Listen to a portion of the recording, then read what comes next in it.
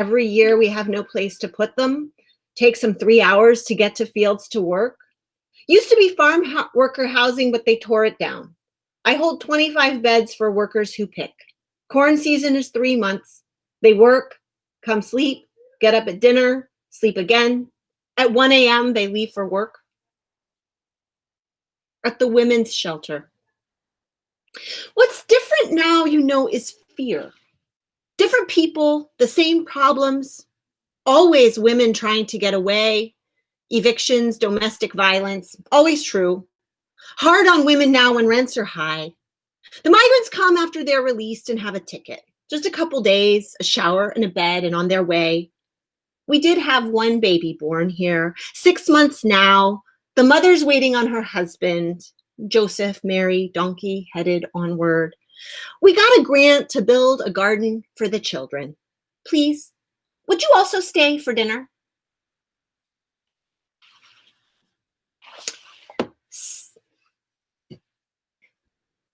So there's so many things about this project that I'd love to share with you. And I'm so glad that Amy took an interest in it. I would just love to know, what you want to know. And then we can talk, and then I can read. Amy? I'm trying to convey to my son that I'm doing a Google Hangout with my class and a guest speaker right now. So if I need to duck out for family reasons, please continue. Yeah. And just to let everybody know, this is being recorded from this point on. I got it together to record it. Thanks. So maybe I'll just take a second, and if you want to share some things that you want to talk about, I'll just listen.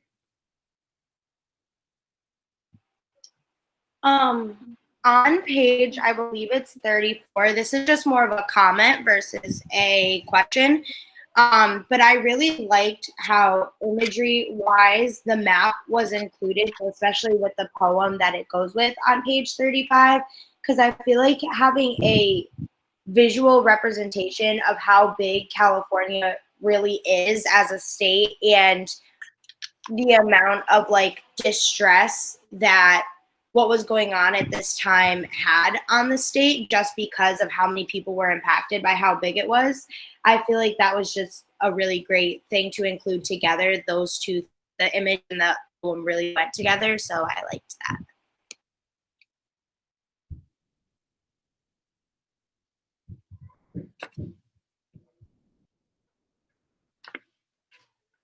Anyone else?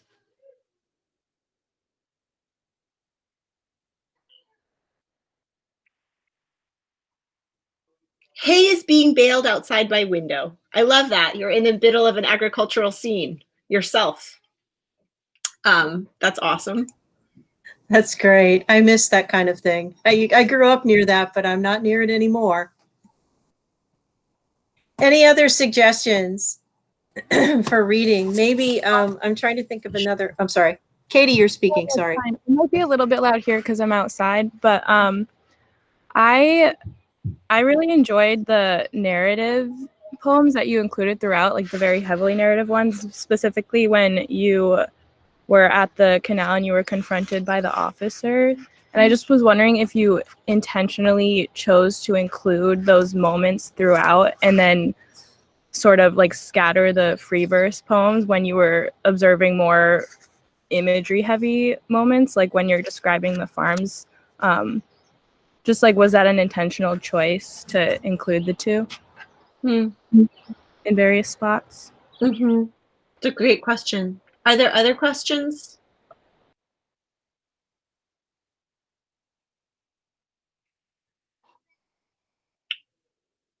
India, are you gotta okay. Sorry, it was lagging. Okay. I wrote my question down and now that's not loading. Hold on. Okay. So my question was, you said in the podcast that we listened to, The Mind's Other Voice, that you grew up in the neighborhood that Dorothea Lange photographed. I wanted to know, did you personally know any people that you may have interviewed for this project? And did any personal aspect affect your work, or was it purely subjective? Yeah. Like, did you I don't know, were you familiar with like any of the places that you went to, and did it impact what you wrote? Right. That's a great question. Yeah. I love these questions. Other ones?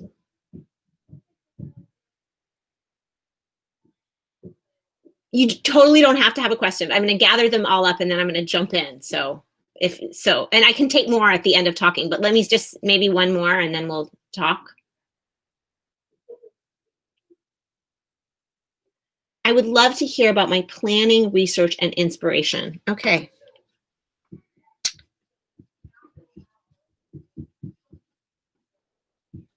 I'm going to paste a couple in for people who aren't here from the Cool. Google Doc. Great. Good.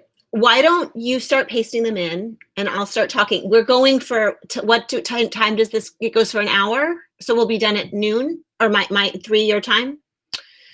Isn't it strange? Is there any form of writing that I enjoy beside poetry? Great. Okay, so I am speaking to you from a town called El Cerrito, California. It's a little bit north of Berkeley. It's across the bay from San Francisco. And it's kind of quiet little bungalow bedroom community, very decent little cottages. And it was settled in the 40s really fast. All of these little cottages were slapped up really fast in the 1940s to provide houses for workers who'd come to work in the shipyards. And the shipyards in Richmond were the world's first, the country's first intentionally desegregated workplace. I mean, obviously people of all races have had to work together in all kinds of configurations, but this was like a literally desegregated workplace. And it was people went and recruited people out of the Dust Bowl and out of the South to come build these ships. And they built a big war bomber for the war effort in 4 hours one time. That was this incredible shipyard. They turned out hundreds and hundreds of ships. And this was a really important part of the end of the Great Depression. The really interesting part of my neighborhood also, though, is that people were recruited together out of the South, Black people and white people, and brought to this place and given the opportunity of these jobs without any kind of civil rights process happening. And so there's a sort of hidden history in this part of California where we're at the end of the Great Migration. A lot of people moved here to resettle, and then they resettled in very segregated patterns. And there was there's a visible fault line of the racism under the neighborhoods, under the lining of the neighborhoods where the redlining happened. There was racism in the shipyards. And so when I moved back here after growing up here, I grew up here and then I went to Brooklyn and then I moved back. It was Dorothea Lange's photographs of these shipyards and of the desegregation of the shipyards that made me realize that the childhood in the public schools that I had a history. It had a really particular history that was of these people moving out of the South together, but not having any tools to actually live together. And it's because, every place has a history of racism. Every place in America, there's no place in America that could escape being built by racism. Racism is in our fabric. If you go to someplace like Virginia, where the deep history of slavery is kind of something that we have integrated into our national consciousness and dialogue, and it's at least something that we all accept happened. We have some language about talking about some of the racist violence that happened in Virginia, for instance. I have family from Virginia, but I've even written about Virginia. But in California, what I grew up in the schools, the public schools that I went to, was just a toxic, unnamed feeling that I didn't understand. So when I discovered that Dorothea Lange had photographed my neighborhood as part of this epic transition of people arriving out of the Great Depression and integrating into the shipyards, and that she had documented this moment, and then that moment had fallen apart in terms of its actual success in building an integrated society. I was really moved by that because it actually helped me language some of the feelings of growing up in an underfunded public school that was very much along what felt like a sort of racial fault line. Interestingly, this is the week that school district just decided to stop contracting with the police, and it's actually very emotional for me because I lived in public schools that were very charged and policed, and it was a really strange thing. So part of my instinct to fall in love with Dorothea Lange was to discover these shipyard photographs, and actually to discover that places that I go get coffee now, a trailer park that I grew up near, bungalows that look very much like the one that I grew up in are part of her record. And it was like, I don't know if anybody's ever had an experience of discovering something that was close to you that you knew had been documented by art and artists. There's every so often you'll find something where you say, oh my God, that's my world, and this person saw it. And it kind of like, there's like a little puncture wound in you and you go, and it makes you feel a lot of feelings. Sometimes there's art that you love, and then there's art that does that for you. And this was, so when I came back to California and moved back into this neighborhood and discovered these photographs 10 years ago, I just really fell in love with Dorothea Lange. And I'd always known about her. She lived in Berkeley, so she's part of our vocabulary as like she's a local artist, that not only is she a national artist, we take pride in her as being like a kind of a Berkeley radical. And you know, she lived a mile away from where I live now. So she was kind of a grandmother figure.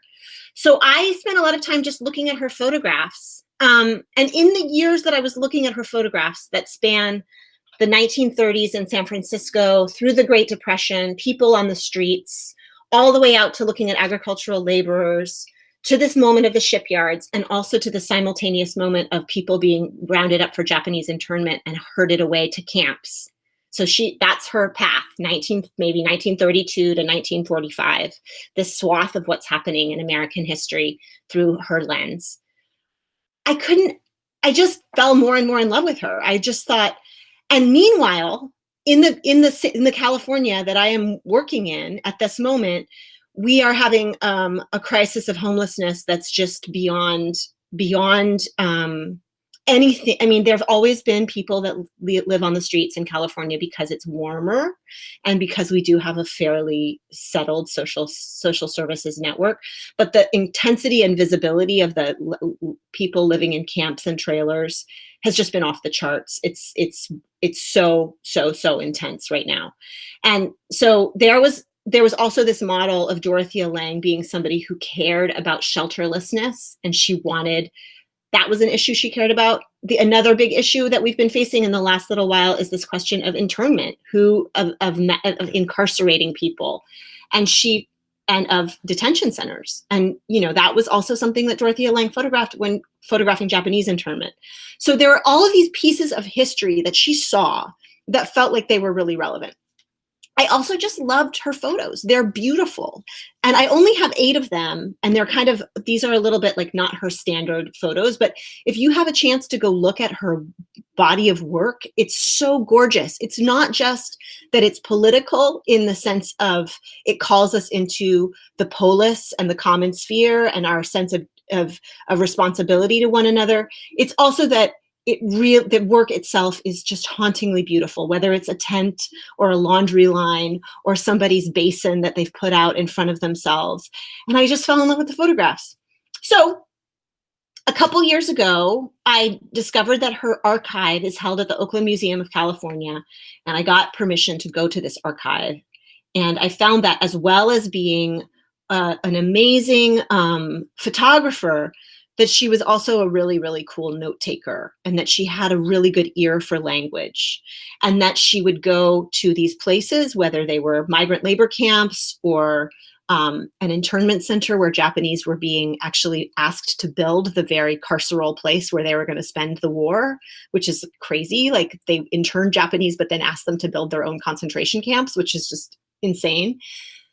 In those places where she was with her camera, she also was with her notebook, and she would talk to people. She had polio, so she moved really slowly. So in the process of trying to get people's willingness to get a photograph, she wasn't running in and snapping. There would have had to be a transaction because she had polio and had a handicapped leg. So she couldn't run up to somebody. She had to move slowly. And she would talk to them and she would write down a lot of details. And the details themselves were so beautiful and haunting to me. These notebooks about basically how much money are people making? How much money do they need? Is what they're making anything close to what they need to get by? The details of what they're eating, what they're buying at the store, but also these very haunting oral microhistories like, I wouldn't undertake to farm this land no more, or this country's a hard country. When you die, you're dead. That's all. So somebody said that to her. She wrote it down in her notebook. It made it into the captions of one of her photos. And the voice of it kind of echoes through time. This country's a hard country. When you die, you're dead. That's all. And it felt powerful and true. And when I saw her notes, I fell in love with them and I thought, I want to be near them. And they made my heart pulse a little faster. And so my initial idea was just that I would follow the notebooks and drive on the same routes, because she'd say which towns she would go through. And those roads are still the same roads. They're still little dusty 2-lane roads through agricultural towns. And I would just go and see what was there now. So what is in Nipomo, where she photographed that famous picture, Migrant Mother? What is in the Imperial Valley, where she photographed migrant laborers? And I didn't have much more ambition than that. I just thought somebody should go and see what's there now. What is it like? And as I wrote, the poems themselves fell into this sort of combination of lyrics that were just for the beauty of the land and the road and the landscape, which also she has many pictures that are like that are just, she did love beauty. She loved the raw beauty of California's hills and mountains and creeks and, fields. And then there were poems that were composed along the lines of taking a notebook and listening to what people said and going back and writing it down. And I didn't do it quite the same way she did, but so for instance, at the men's shelter and at the women's shelter is very much cut together from a transcript of the interviews that I conducted at both of those places in the Imperial Valley. And the quotes that are woven through when I spent time for a year visiting the same encampment of homeless people in Berkeley. They live right outside of BART station. So if you could imagine, like if people, if 25 people lived in a tent right outside a subway station or a mass transit line, it's very raw. They're there on a traffic island. They lit 25 people living on a traffic island. And it's just in Berkeley. It would be shocking. It is shocking. It's there's you get used to it, but it's also shocking to report. So I spent time going there. I visited those guys for a year. I'm still in touch with them. Although I haven't been out as much because of coronavirus and because we have some immunocompromised people. So I'm trying to be less, I don't want to initiate more risky contacts with people than I need to. And that's been heartbreaking in a weird way because it's just, so what happened was that in the process of this, a friend of mine who's a photographer got wind of the fact that the Museum of Modern Art was putting together a piece on Dorothea Lange. And I was put in touch with the curator, and the curator really liked this work, and she decided she wanted me to do it for them, and they decided they were going to publish it. And it really was this weird thing where by the time I met the curator, my love and passion for Dorothea Lange was sort of so evident. I had nerded out on her privately for 10 years. And I just was, it wasn't something that I could have planned, if that makes any sense. I didn't plan that the Museum of Modern Art would do this work. And I didn't even know what was going to happen when I started this project. I just felt called to it. And so that was that. In terms of the forms that the book fell into, I wanted the book to feel like a rough cut notebook. I wanted you to feel the rough note feeling of the journals as they sort of meshed up with each other.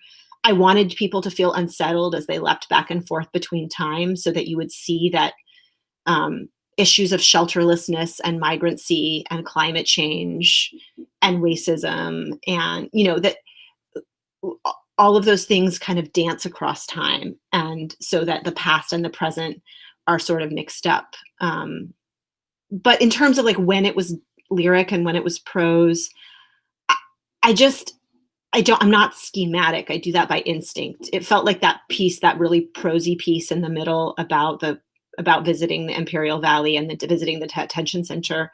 It just felt like those clumps of. I hope that it builds in realization that you're sort of noticing again and again how violent this landscape really is, and how one of the things to know is that land that's now being used as a detention center literally was fields where the migrant laborers of the 1930s were photographed picking carrots. And so part of it for me was the juxtaposition. Like, people used, like, literally the migrants of the 1930s picked carrots, and now the migrants of the year 2020, 90 years later, are being locked up in 782 person detention centers, and the history of the detention center itself, that it had been there was this small detention center in town for but even we're watching the kind of police, the police state get more and more carceral, even within the last 10 years, watching these detention centers become bigger and bigger and bigger. So that's actually very timely right now to think, do we want our detention centers and prisons to get bigger and bigger and bigger? Is that what we want to be investing our money in? And so let's see, I think I covered a lot of things there. Oh, in terms of the images, as we began to put this book together, I provided the text. The text runs basically of a rough year from maybe February to October. By October, I had to put the book into production. We wanted the images to be very much from the Lang archive, but not necessarily the ones that so many people have seen that they would almost tune out and forget to look at them. And I wanted them also to feel as if they had a contemporary resonance with this moment. So for instance, the backpacks that are just bindles in the row, like you see the, oh, so this one, for instance, oh, there, yeah, Amy's got the backpacks, and then I'm showing you this. Do you see this one of like leaving for Oklahoma, and there's a notebook? This kind of bulletin board.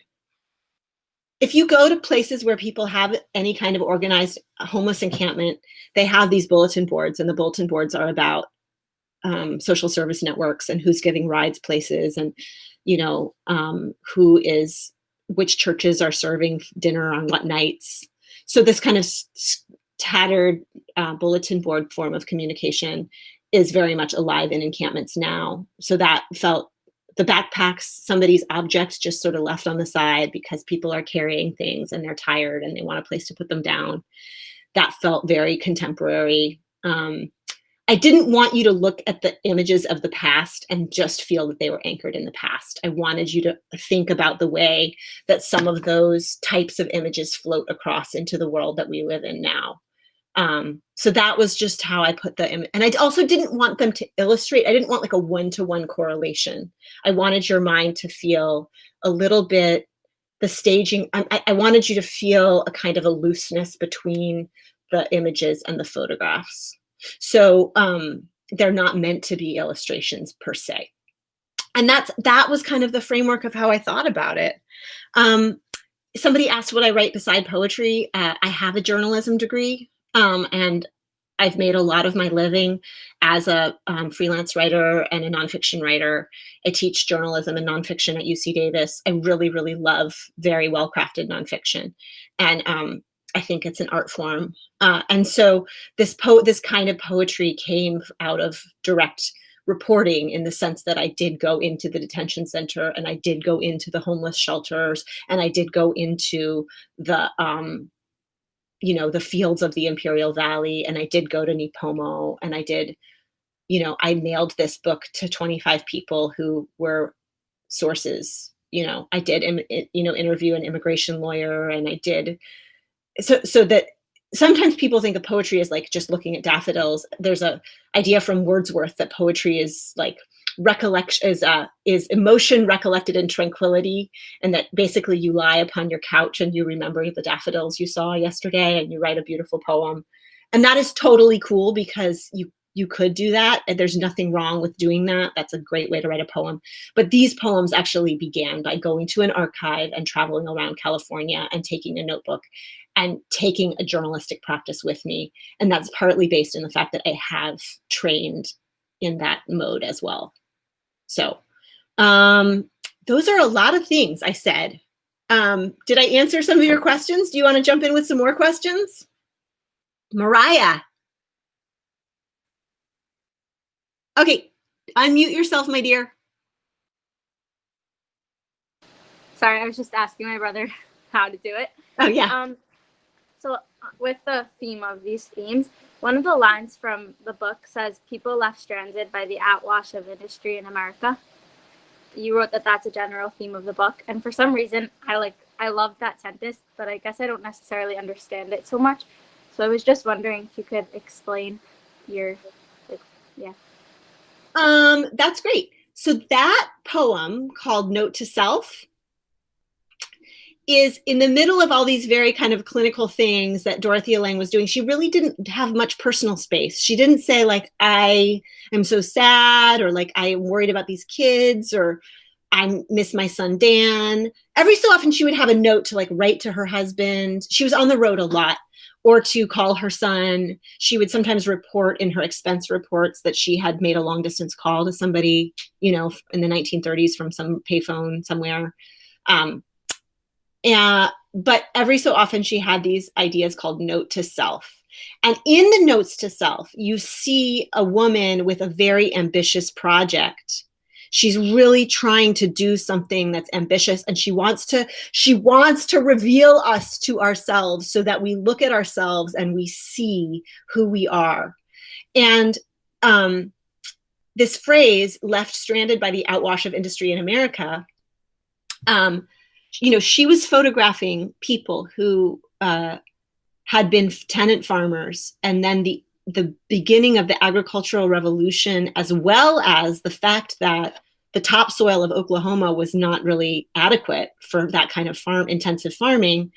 You know, white settlers arrive in Oklahoma. They start to farm these small farms. The topsoil of Oklahoma is not good for that. And within 50 years, they dry up. They really just damage the ecosystem so much that as the windstorms come, the rest of the topsoil blows away. And that was the creation of the Dust Bowl. And it's just, you know, such an American story to have a bunch of people come ready to exploit the resources of a place with very, very little native understanding of what will happen when they do it. And then they dry it up. They, you know, this is classic. The water table in California used to be partly maintained by the fact that redwood trees in their maturity actually suction fog and drip the fog down the sides of the redwoods. And this actually doesn't rain here, but the trees themselves create a cycle of precipitation by which groundwater is diverted out of the clouds and into the forest floor.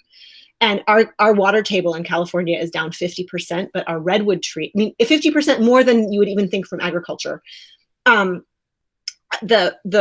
We cut down 96% of the old growth redwoods in the big redwood boom of cutting down the trees here. I mean, every single place that you go, you'll probably find some level of ecological devastation that's like that. So, but anyway, also in the 1930s, the beginning of big agriculture, big machine-driven stuff, the idea that people themselves were less valuable as people, you know, the change from the human labor to industrial labor.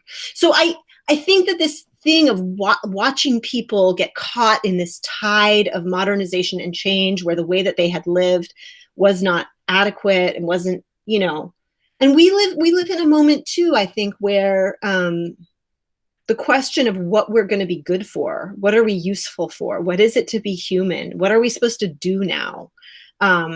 are our jobs going to all be mechanized away? I talked to a guy at Google recently who told me that he was sorry that I was a writer and that I was a speaker, because we were going to basically replace the voice really soon. We were going to not need voices. We were going to have some kind of mechanical. I was like, we're going to outsource body parts now. Like we're not even body. Like we don't.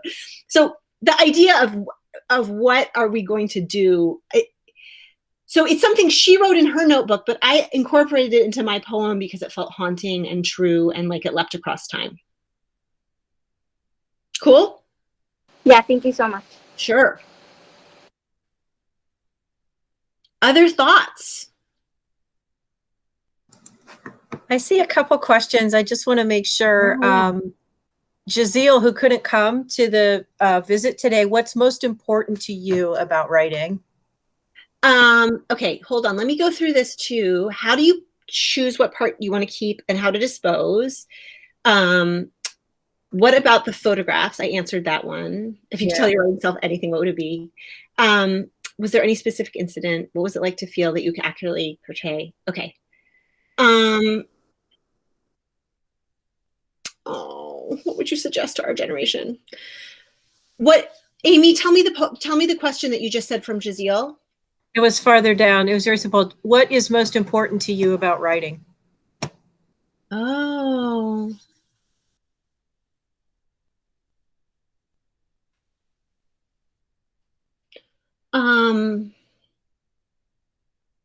I always think that we don't write in order to say what we think. We write in order to discover what we think. That in the process of writing, we make things visible to ourselves that may not have been visible. And Robert Frost said that a poem starts in delight and ends in wisdom.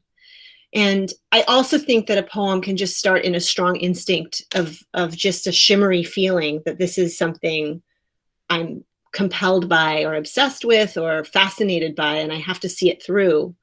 And then once you've made it, you understand a little bit what you might have been trying to say, and you kind of revise towards the luckiest part of what you put down on the paper. And as you look at a piece of writing that's in process and you ask it to show you what it wants to be, you learn things that you weren't expecting to learn.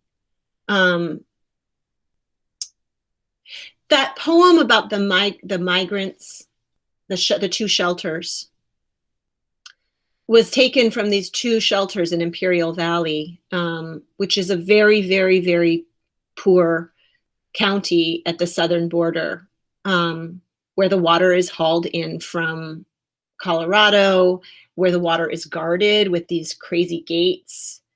But also there's a really interesting dance between the fact that one of the things that Dorothea Lange really wanted there to be was steady housing for people that pick food. She wanted very much for that to be the case. She didn't want people who pick food to live in really squalid conditions, or she wanted there to be tent platforms and showers and toilets and laundry lines and washing facilities. This was one of the things that she thought was the big reform.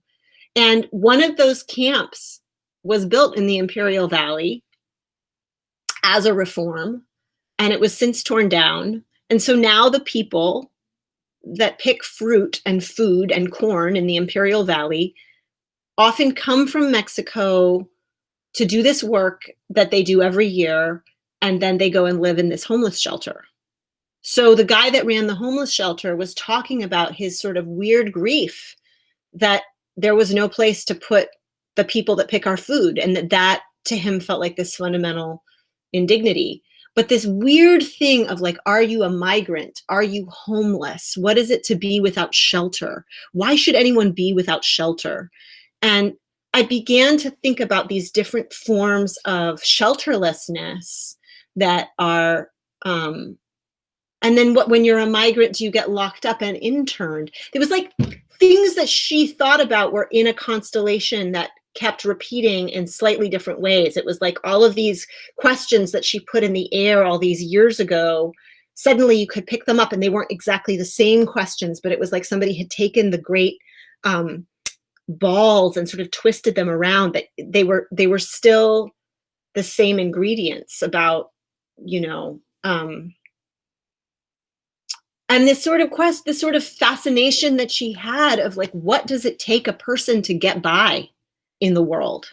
And are we providing a foundation by which people can get by? You know, whether it's a tent platform and a toilet facility and a place to wash your clothes and hang them out to dry, or whether it's actually that this work will ever pay you enough money to buy the food that you need so that you're not in an endless cycle of poverty.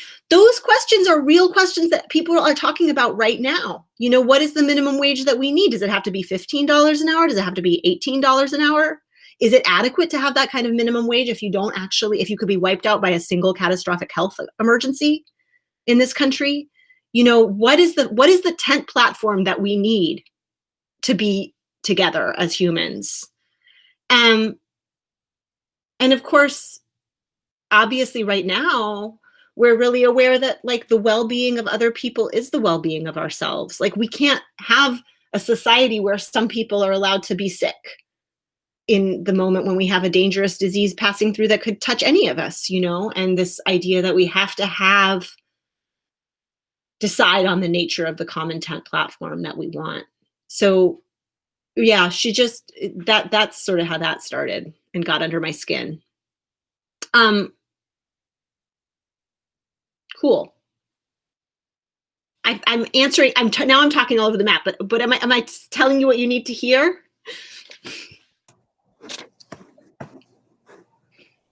Is there Mariah said goodbye. She had to leave, so I just wanted to register that. She sent a little note saying thank you so much. Kaylin is loving this. Kaylin, you had a question about writing about personal experiences versus fiction, and I think that may not have been something that got talked about. What do you think about that? You've mentioned that nonfiction is your passion. What do you think, Tess? I'm not good at writing fiction. I'm not. I think I'm not very good at imagining what a person would do next. In terms of like if they got milk and then they were fighting with their mom and then they would walk to the store. It just somehow stories don't work that way to me. But I do love absolutely paying attention to the complexity of a place that I go and all of the details that I see in it. And I love the way that you can make meaning by heaping recorded details. So there's a poem in here where I drive along a route that Dorothea Lange used to drive on in the 30s. She took all of these interesting pictures that had billboards in them. And if you look at her work, she's got all these billboards like, there's these two guys walking on a deserted road and they've got their bundles on their back. And then there's this big billboard that says, next time, take the train. And the guy, it's just such a great American paradox because those guys are not taking the train. And there's a big difference between the way that the country messages what it thinks it's going to be and what it would like to be versus what it really is for people a lot of the time. So the fact that she got that paradox out of a real billboard and two real guys, she might have staged it. I mean, she might have asked them, can you walk a little further up the road so I can get that shot, which might make it sort of slightly fictional. But the truth is she used all these ingredients and she saw them with their jaggedness. And I drove down this road called 99 and I made a poem that includes a lot of the words from the billboards along the sides of the road, and letting those things that are real speak. That to me there's something that feels very powerful and moving. And I love fiction. I love reading a good novel, but boy, I cannot write it. And my imagination never goes away, wandering away into a fiction piece. I'm writing something right now about this moment, about being quarantined at this moment, and it's got the pronoun she. And so I guess it theoretically is like a lightly fictionalized version of myself. Oh, cool. Thanks, Amy. But it doesn't feel fictional. It feels like everything that I'm writing in this journal, even though the journal is in the third person, is true. Even if I'm kind of hiding the fact that I'm not writing it in the first person like it happened to me.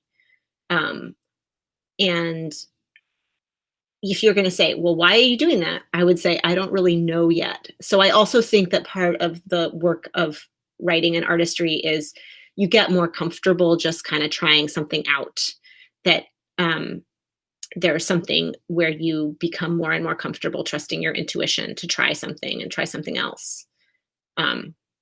Yeah. That's so helpful for our class right now, because we're shifting tomorrow from poetry into prose, and there's that blurry line, right? Yeah. And I'm encouraging everyone to write in their journals. I don't collect the journals. There's exercises that they cull from their journals. But I've always had, when I teach this class, the sense that some students feel themselves more drawn to fiction or poetry, prose or poetry. And there's not a lot of both, and I feel like my job, I'm saying this for all y'all, my job is to help them bridge that gap a little better, to see the ways that they could do it. Obviously, just to give it a try. But I think, maybe this idea of when would something be a creative nonfiction essay, or a piece for a think piece, or a piece for long reads or something, and when would it be a sequence of poems, or, how do you make those kinds of determinations? I know it's very organic, but is there an example maybe you could think of? Because the thing is, you've done prose and poetry about this subject, right? You had that New York Times piece that was so wonderful. I'm sure there's other prose pieces. Yeah, I'm gonna do a piece a little bit about the way that Dorothea Lange photographed sort of this country emerging to this place, California, out of the South. And I'm going to write a little bit about that for Oxford American, and sort of the way that understanding that this place had those roots in the South really actually helped me understand all these other things, decode. You know, a song, a poem usually has a song-like quality of insisting on itself with a kind of, there's something about my heart and my mouth and my ear that get more activated. I sometimes write very lyric poems that are rhyming and chiming and lullaby-like. My background is that I studied music really intensely. I was going to go to conservatory and be an opera singer. So this feeling that something has a music, my son is really, really, really musical. He's like, picks up a violin, and he just taught himself "We Shall Overcome" on the violin this morning, because he just, and he's 8. I mean, he can hear the soundtrack, like he can sing you a beautiful line from the soundtrack of a movie that you didn't even notice was beautiful, and he will have heard it really clearly. So, but I mentioned that not because I'm really proud of my son. I love him, but also this quality that the poem has a kind of an ear to it, that's making its argument somehow in a music, and the music is very seductive. I think Dorothea Lange's work makes an argument in light and shadow, that there's a beauty to it that's very seductive, that there's an aesthetic experience. If you simply boiled it down to saying that, the politics of equality, you could totally get into that, but there's something about it that you actually feel tenderly towards these people. You want to be near them. You feel like she has offered you a chance to enlarge your empathy. And it's partly because the pictures are so beautiful. And so I think the poem for me has a quality where something about its manifestation in language, it begins to sing. It really wants to be on the mouth and the tongue. And with prose, I think good prose would be easily spoken as well. You can always check your writing by reading it out loud. It will sag if it gets boring. If where it's boring to read, it's probably could be tightened linguistically. But I also think prose is more capacious, and it doesn't, the sort of clicky urgency of the music is a little bit less. But in terms of why one thing takes one shape in a mind or another, I don't know. I think you just cultivate modes and you start to see things if you start to realize these are the toolkits. Those poems at the men's shelter and at the women's shelter also fell into 14-line poems. They're also technically sonnets. And there's nothing important about that except for noticing that they could just take that shape. So you guys are all, designers, and you're thinking in shapes all the time, and you start to realize, oh, this is this shape, this should be this shape. And your sense of what material should be put in what shape, that is yours to cultivate. Your thing is to start to study materials, and then to start to study shapes, and then to start to notice that you have a sensibility about what material goes in what shape. And that's really like a tender part of the work of art that is, it's deeply involved in cultivating your own instincts by studying everything that you can get your hands on. Does that make sense? Yeah. Absolutely. Kaylin, you had asked if you could unmute earlier. Yes, you may. Certainly, go ahead. Sorry, I was just gonna say that the reason that I chose to, sorry, my dog's running in the background if you hear all No the worries. chattering. The reason that I chose to ask that question regarding fiction or nonfiction and which do you prefer is because part of the reason that I enjoyed reading the book so much is because it's not fiction while you're reading it, but the amount of detail and intricacy that goes into it to describe certain situations or emotions, especially for poetry. Sometimes I find it hard to really follow along, at least for myself, when it comes to poetry because things can get so abstract sometimes. I really I found myself intrigued, and to find myself wanting to read more of something that's nonfiction is unfamiliar for me. So that's why I asked you, is because I didn't know, like, you were able to just describe everything in such an emotional and deep way while also not making it too intricate, that I didn't know if you also had other fictional pieces. Oh. Thank you. It strikes me that, sometimes the details themselves seem more than what I could make up as a fiction writer. Like the weird irony that the fence guarding America and America's water is called the Aztec Fence Company. That's creepy to me. The weird thing that the officer who stands on the sandy desert in the brown uniform is named Javier Sand, and his job is to guard the border, and his name is Javier Sand. It was like, did somebody, like, maybe a fiction writer, it sounds like Charles Dickens should make up that name, and so sometimes it feels that, and I don't, the thing that's interesting is that, you can approach this nonfiction with this ear that if you're a newspaper reporter, nobody's going to care about the irony of the guy. The guy's name is Javier Sand. But there's a wide net of nonfictional experience that can be rich in its own way as well. That sometimes, a newspaper journalist might not be able to tell you all the names of the plants or whatever, but there's a kind of a poetics also to the way that you can gather facts. That maybe you go to the site of an event and you look at it sideways. And for this, it's not that I copied Dorothea. Dorothea Lange was like my lens. Like you could go to that detention center and see a million other things.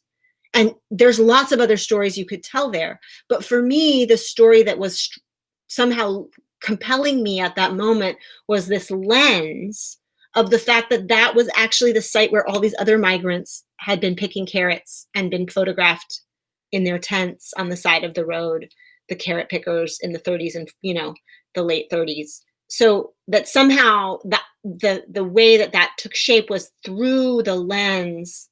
And that lens was a factual lens. It's fact, but it's also had something where it was an experiment to look that way through the lens.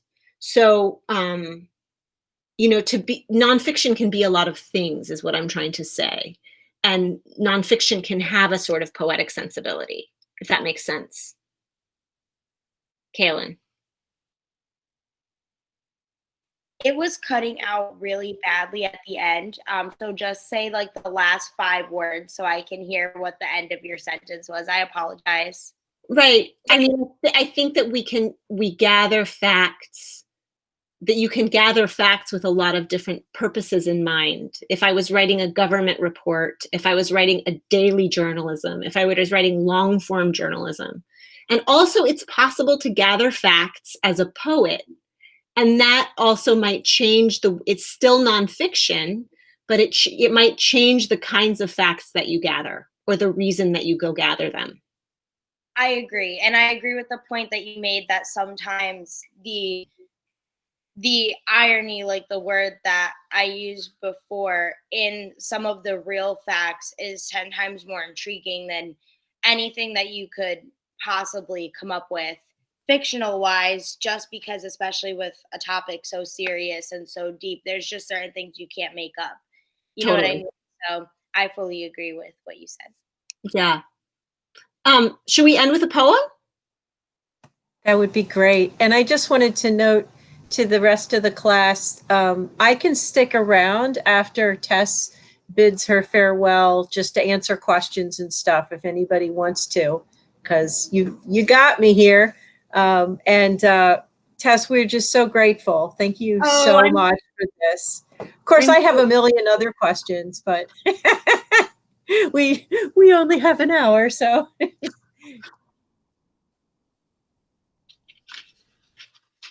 Okay, I'm going to actually, I'll just read 3 short things from the end of the book. So September 23rd is driving down Route 99. Hot gold the low road on the valley's hem, subdivision, farmland, haze and stalled trains, below hills with black burn marks, late peaches, tired limbs, Manteca, Little League, big dreams, billboard, aspire, real American homes. Barn roof says chew top hat pouch tobacco, says capital for sale. Exit strawberries, state prison, unbuilt cul-de-sac. Like crooked high rises, stacked grape crates gleam. In low sun we keep driving. Dusk falls and they dim. And then I wanted to read about the walking along this path just off the freeway, right north of the border, along this riverbed. The New River meets the All-American Canal. If in apricot dust you weave past white sage and climb over pickleweed, you'll pick out a path, some channel for motion, low and half hidden and soft between bushes. If you push in and head north in the morning, you might find one shoe, a helmet, a toothpaste tube, and riverbank footprints, dog, wildcat, deer, human. Some desert morning, light prickling bird song awake, you might startle a duck from the green river banks. Dark among willows, the sign says poison, no entrada. And in sagebrush, your cell phone can't say whether you're in the US or Mexico. And in blue shade, under the overpass, many cliff swallows dart from clay homes. In chaparral, beside the slow river, you might walk for a while as the road grows distant, might feel in the silence how you're just walking, might feel for a moment how it's just earth again. Note to self, possible title, to hold this soil.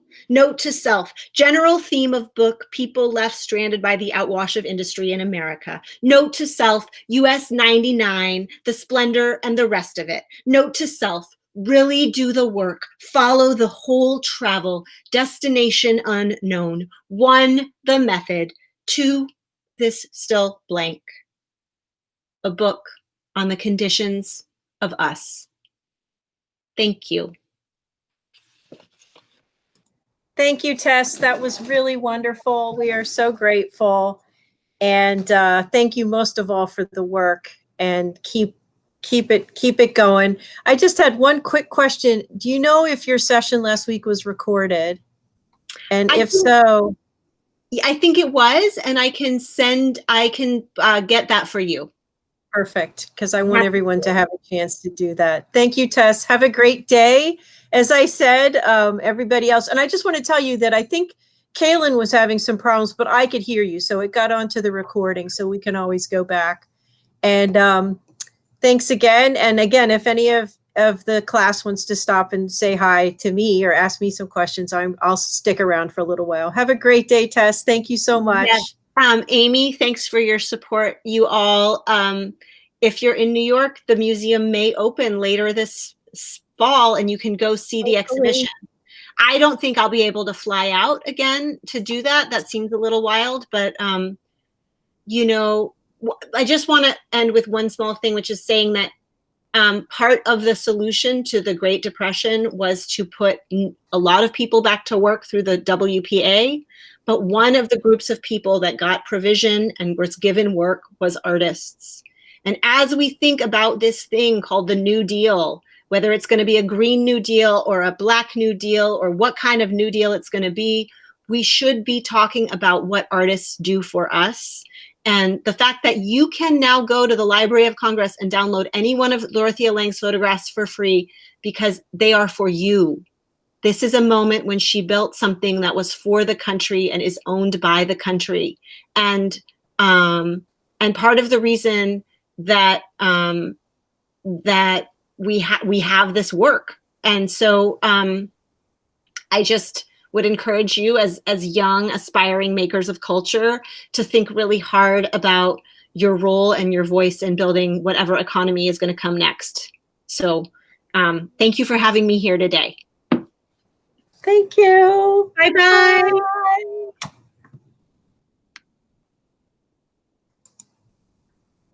So I am going to stop the recording. Hold on one second. Oh, I don't know how to do that. Hold on. Oh well. It's doing weird things. I'm sorry. Do you guys want to, does anybody, hold on. I just want to stop recording. I'm being If a you dork. hit the three dots over to the side, at the top it says stop recording. Over on the Got it. Great. And then stop.